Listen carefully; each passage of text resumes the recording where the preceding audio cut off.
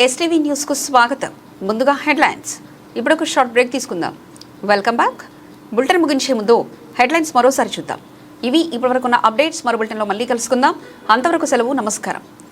Ramachandrapuram division Ramachandra Reddy Nagar colony guest house వద్ద ఉన్న మాజీ ప్రధానమంత్రి స్వర్గీయ శ్రీ రాజీవ్ గాంధీ విగ్రహానికి తాజా మాజీ కార్పొరేటర్ బూరుగడ్డ పుష్పా నగేష్ ఆధ్వర్యంలో స్థానిక కాంగ్రెస్ పార్టీ ముఖ్య నాయకులు పూలమాలలు వేసి ఘనంగా నివాళులర్పించారు.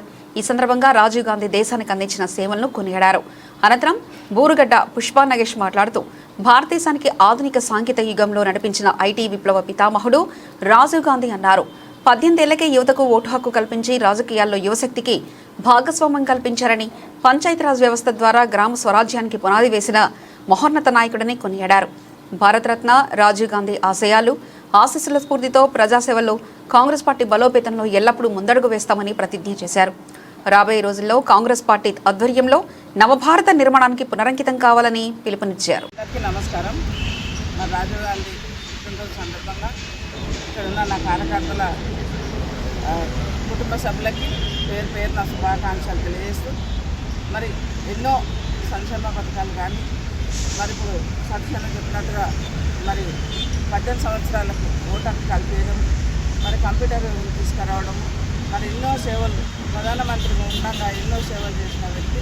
మరి ఆయన అడుగుజాడల్లో నడుస్తూ ఆయన ఏవైతే మనకు సేవలు చేసిందో ఆ సేవలలో భాగస్వాములమై ఇట్లాంటి మరి పుట్టినరోజులు కానీ మరి ఎన్నో చేసుకున్నామని చెప్పేసి కూడా ఈ సందర్భంగా తెలియజేస్తూ, మన కాంగ్రెస్ కార్యకర్తలం అందరం కూడా కలిసిమెలిసి ఉండేసేసి మన పార్టీని ఇంకా బలపతం చేసి ఇంకా ముందుకు తీసుకెళ్లాలని ప్రతి విషయంలో కోరుతా ఉన్నాం.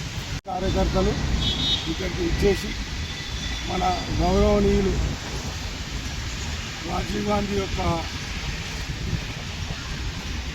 జయంతి సందర్భంగా ఇక్కడ అందరం అతనికి పుట్టినరోజు శుభాకాంక్షలు తెలుపుకుంటూ ఇక్కడ అందరము ఆయనకు మన భారతదేశ ప్రధాని రాజీవ్ గాంధీ గారు మాజీ అతను చేసిన సంస్కరణలు ముఖ్యంగా కంప్యూటర్ యుగం అయినా కానీ, మరి 18 ఏళ్లకు ఓటు హక్కు కల్పించడం కానీ, మళ్ళీ పంచాయతీరాజ్ యొక్క నిధులు డైరెక్ట్ గ్రామ పంచాయతీకి రావడం, ఇవన్నీ మంచి మంచి సంస్కరణలు చేసిండు.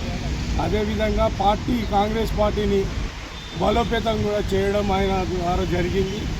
ప్రజలకు ఎన్నో ఉచితమైనటువంటి సౌకర్యాలు కానీ, ప్రజలకు కావలసిన విద్య కానీ, వైద్యం కానీ, మళ్ళా ఈ ఇందిరమ్మ ఇండ్లు కానీ అన్నీ ఆయన ఆధ్వర్యంలో బాగా జరిగినాయి. భారతదేశం కూడా బాగానే అప్పట్లో డెవలప్ అయింది ఆయన ద్వారా. ఇక్కడ ఆయనకు మేమందరము పుట్టినరోజు సందర్భంగా ఇక్కడికి వచ్చి వారికి శుభాకాంక్షలు తెలుపుకుంటూ ఈ అవకాశం ఇచ్చిన పెద్దలందరికీ ధన్యవాదాలు.